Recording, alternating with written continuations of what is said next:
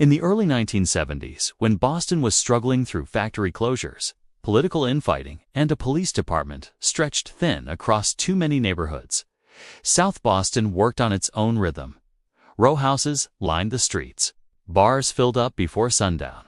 Union jobs still meant something. And every man who lived there, whether he admitted it or not, understood that some parts of the neighborhood moved smoother because certain people kept an eye on things. That was the truth of the place. It wasn't written down. It wasn't talked about loudly. But it was felt in every corner. South Boston didn't look like a battleground. It wasn't loud or chaotic. It was tight, familiar, old school. Families knew each other for generations. Most people worked steady, paid their bills, and tried not to get mixed up in anything that didn't concern them. But like every neighborhood where the same doors stayed open and the same names stayed on the same mailboxes, somebody eventually figured out that quiet influence could go a long way. No committees, no meetings. Just the right men calling the right plays without raising their voices. They didn't need guns, they didn't need headlines. They just needed a neighborhood that trusted routine. If you love stories about power, control, corruption, and quiet empires built in plain sight, make sure to follow, because this one ends where nobody expected it to. Boston, 1972. The origin of the South Boston system didn't start with violence or a takeover. It started with familiarity, with a man the neighborhood already knew. James Whitey Bulger had grown up in Old Harbor Village.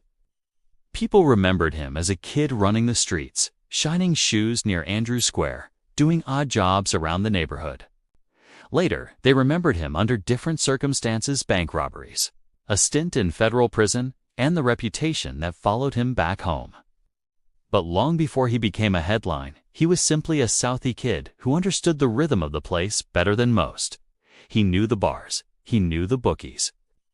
He knew the longshoremen. He knew who owed money, who paid on time, and who tried to get around the rules. And most importantly, he knew how to stay quiet. The real opening came when the Keeleen gang, the crew operating out of East 7th Street, started slipping. They were already losing ground. Internal problems, weak leadership, and pressure from the Mullen gang created gaps. A neighborhood like South Boston didn't tolerate gaps for long. Somebody had to bring structure. Somebody had to keep outsiders from walking in. The men downtown, the Mafia, weren't going to touch Southie directly. They respected the lines. They preferred the neighborhood settle its own business. That's where Bulger came in. But he didn't walk in like a conqueror. He walked in like a man doing what needed to be done. His work-world experience didn't come from some glamorous racket. It came from the kind of places older men understood instantly. Street corners, bars, card rooms, small-time operations where you learned fast who could be trusted. He watched how money moved through a neighborhood. He paid attention to details other men ignored. He learned that real power wasn't loud. It was steady, and that the man who controlled the quiet parts of daily life controlled everything. When the conflict between the Keeleen and Mullen crews reached its breaking point, the neighborhood braced itself. People didn't want a street war. They wanted order. And that's what Bulger understood better than anyone. Instead of letting the fight drag South Boston into chaos, he worked behind the scenes. He made calls. He kept certain men apart. He sent messages the old-fashioned way, quietly, through people everybody trusted. No speeches, no promises. Just reminders that South Boston needed stability more than it needed another headline. The turning point didn't look dramatic. It happened in meetings, in back rooms, in parked cars, in bars where men didn't talk unless they had to. Bulger brokered the end of the feud with nearby Italian leadership watching carefully. They didn't control him, but they respected the clarity he brought. When the dust settled, one side stepped back. The other side stepped forward. And the neighborhood adjusted the way neighborhoods always do, by following the man who kept things predictable. By the next year, a new order started to form. It didn't happen overnight. It happened through routine. South Boston businesses, Bars, bookmakers, small loan operations, the corner stores that dealt in quiet cash began moving in one direction. Not because someone forced them to, but because they understood that paying a small piece for stability was cheaper than dealing with broken windows or unwanted visits from ambitious young men. Bulger didn't have to threaten anyone. Most of the time, a quiet conversation was enough. He set the tone early. Keep the neighborhood steady. No surprises. The real rise began when he connected with Stephen the Rifleman Flemmi, another Boston figure who understood the value of discipline. Flemmi had experience with the Italian side, years of work with the Patriarca family out of Rhode Island.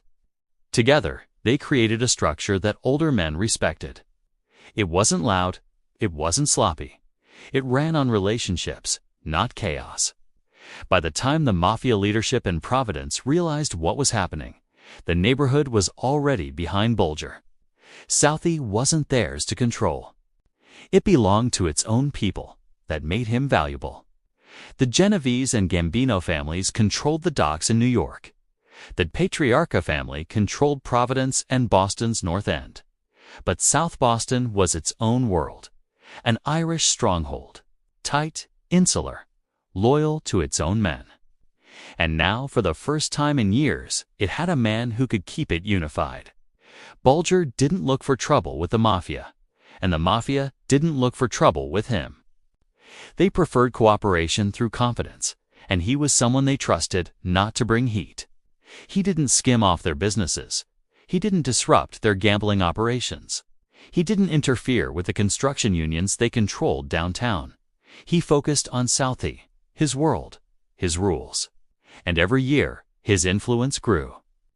Families paid him for protection. Bookies sent him a cut. Bar owners handed envelopes on Fridays. And no one called the police because the police, half the time, were already aware of the arrangements. Older men in the neighborhood, the kind who came home tired and just wanted peace, appreciated that there were no unexpected problems. Their kids played on the streets. Their wives walked home from work without worry. Stability mattered. And Bulger understood that men remember stability more than anything else. By the mid-70s, one truth settled across South Boston. The neighborhood belonged to one crew, and everyone knew it. By the mid-1970s, South Boston didn't need reminders about who kept the neighborhood steady. You could feel it in the way people talked, in the way small problems stopped before they started. In the way certain young men who thought they were tough quieted down after a single conversation with the wrong person. Bulger didn't need banners or announcements. Influence in Southie wasn't about noise. It was about being the man people deferred to even when he wasn't in the room. The real rise happened through routine, not through headlines. Bookmakers ran without interference. Lone men collected without trouble. Bars closed at their own pace. And every envelope that moved on a Friday night found its way to the same place. People in the neighborhood understood something that outsiders couldn't grasp.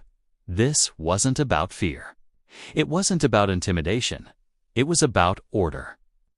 South Boston had its problems, but it wasn't lawless. It had its own kind of structure, built on familiarity and the understanding that predictable leadership was better than the uncertainty that came before. After the feud years, nobody wanted chaos again. Bulger built his system the way working men understood, by showing up, by being reliable, by solving problems before they turned into trouble. He didn't talk much. But when he did, people listened, and that was enough. By the next year, the crew began formalizing the money streams. Nothing dramatic. It's just clean folds of cash moving the same way every week.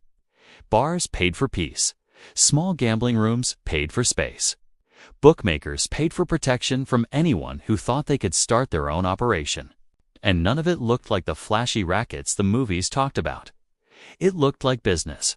He kept a close circle. Men like Steve Flemmi brought connections that stretched beyond the neighborhood. Flemmi had been around a long time. He understood the Mafia's way of doing things. He knew the North End, knew Providence, knew what to say and when to say nothing. With him, the crew had something no South Boston operation ever had pathways into bigger conversations. That mattered because the Patriarca family controlled most of the Italian side of New England. If they wanted to step into South Boston, they could have, but they didn't. They knew better than to destabilize a neighborhood where the wrong move could cause problems for everyone. Bulger offered them predictability. He didn't cut into their gambling. He didn't interfere with their loans. He didn't argue with their decisions. He stayed in his lane, and his lane was Southie. In return, they respected the boundary. They let him run the neighborhood the way he saw fit. It was a quiet understanding, the type older men appreciated. As the money grew, so did the operation, but it never grew loud. The crew expanded into loans, into small business extortion, into garbage route influence, into vending machines, into union jobs nobody questioned. Nothing spectacular. Just the kinds of businesses that fed steady cash into a system that didn't need to be explained. The real power came from information. Bulger knew who owed money. He knew who was thinking about opening a business. He knew who had fallen behind on payments. And he knew it before most people even realized it themselves. He kept close relationships with the police, but not in the way people imagined. Boston policing in the 70s wasn't clean. It wasn't simple. Officers had too much to manage and too little support. Some took money, some took favors. Some simply appreciated that the neighborhood stayed quiet. If a problem stayed local and didn't spill into bigger headlines, the city had bigger fires to put out elsewhere. South Boston stayed off the front pages, and that meant the crew could run without interference. The reputation grew quietly. A young man causing trouble outside a bar would hear a name and immediately rethink his choices. A business owner having a disagreement with a supplier would receive a suggestion about who could help. These weren't threats. They were reminders. Southie ran smoother when one group kept things consistent. By the late 70s, the crew didn't just control the criminal underside of South Boston. They shaped how the neighborhood operated day to day. Construction jobs went through them. Liquor deliveries stayed on schedule because people understood the value of showing respect. Disputes got settled in ways that didn't involve the courts. And small debts didn't become big debts. People didn't say the crew runs this place. They said, Southie's stable. And that was enough. What most people didn't know was how much of the operation depended on relationships beyond Boston. Flemmi's connection to the FBI was something Bulger understood but didn't question. It gave them insulation. It gave them room to operate. No one in the neighborhood talked about federal cases or investigations. That wasn't their world. Their world was South Boston's corners, bars, docks, and small businesses. And they stayed focused on that while other families fought louder battles. By the next decade, federal pressure pushed the Patriarca family into deeper trouble. Surveillance grew, cases built, key members got indicted, and every time the Italians took a hit, the South Boston crew stayed untouched. Older men noticed. They didn't say it out loud, but they understood what was happening. South Boston wasn't protected by luck. It was protected by the fact that the crew kept the neighborhood running without attracting the wrong kind of attention. The peak came quietly. There was no celebration, no takeover march, just the understanding that everyone from small bookmakers to bar owners to local loan men moved under the same umbrella. By 1981, South Boston had one of the most stable underworld structures on the East Coast. It wasn't large, it wasn't flashy, but it worked. And older men in the neighborhood respected that. They had lived through enough uncertainty. They valued consistency.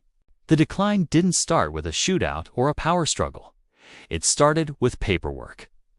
Federal investigators kept building cases. Technology improved.